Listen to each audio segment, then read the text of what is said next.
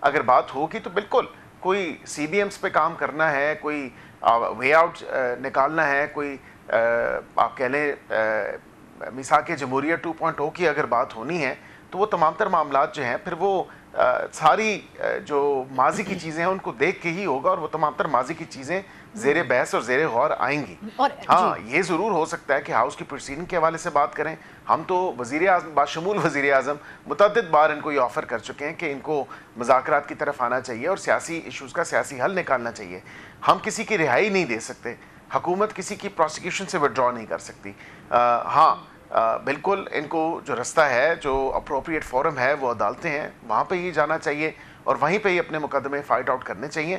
یہ بھی ہو سکتا ہے کہ مذاکرات کی طرف یہ آئیں تو ہو سکتا ہے کہ حکومت کچھ فیسیلیٹیشن کر دے, کو گروپس کی شکل میں یہ جا کے اپنے بانی سے ملاقات کریں اور ان کو سمجھائیں کہ یہ جو ایک اشتعال کا یا جلاؤ گھراؤ کی جو سیاست ہے اس کو ان کو ترک کرنا پڑے.